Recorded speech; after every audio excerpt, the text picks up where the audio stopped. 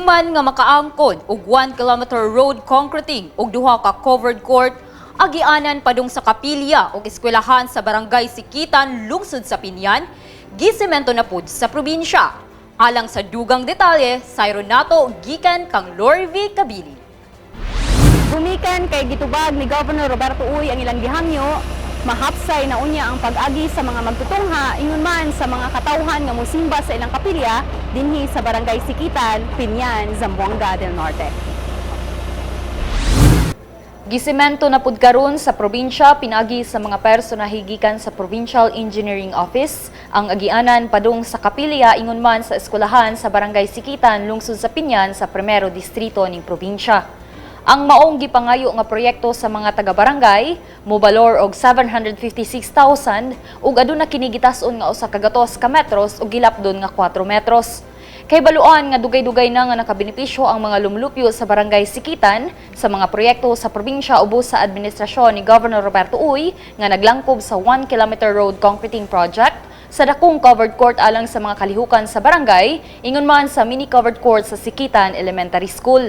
Niini si Barangay Chairman Violito Luwage ang mapasalamaton sa labang makagagahom nga matud niya gihimong instrumento si Governor Uy aron matabangan ang ilang barangay pinagi sa pagpaabot og mga proyekto nga mapahimuslan sa katawhan.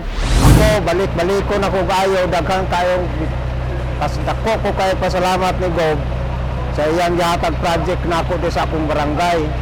Ako magpasalamat ko sa Ginoo nga si Gob may gihimong instrumento sa labang makagagahom nga sa iyang pagka-gobernador. Di na lang ko mangilabot sa ubang barangay sa kuwa, dako dyan sa di katabang drimam nga napuslan dyan sa katawan. Nagpasalamat sab si Barangay Kagawad Ranilio Dagpin Jr. tungod kay sa kadaghang hilit nga kabarangayan sa tibok probinsya, napahatan gihapon og mga proyekto sa kagamhanang probinsyal ang Barangay Sikitan. Dako kayo pasalamat bisan pa sa proyekto nga gihatag ni Gobernador karon.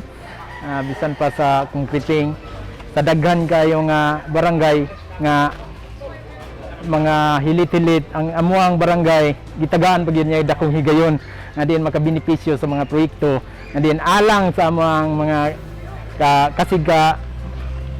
kasig-ka barangay. So dako kay pasalamat kay dili lang kay ang mga estudyante makahimulos nanin apo to mga taga-simbahan o mga lagad niya to sa Ginoo so makapahimulos pod sa mga kalsada. Samtang mipadayag sab sa iyang pagpasalamat niini nga proyekto si Barangay Kagawad Nilo Gumban. Nalipay niini ang mga taga-barangay sumala niya. Salamat kami taga-barangay nga itagami mga proyekto nga bisag gubora kayo pero gitagami nalipay kami taga-barangay nga gitagami proyekto ni Gob. Gikan dinhi sa barangay Sikitan, lungsod sa Pinyan, Lori V. Kabilin sa Zamboanga del Norte Provincial News Network.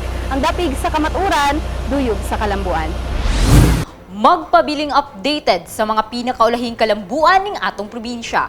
I-like ug i-follow ang among Facebook page ug mag-subscribe sa among YouTube channel. Kini si Lady Mary Luya alang sa Zamboanga del Norte Provincial News Network. Ang dapig sa kamatuuran, duyog sa kalambuan.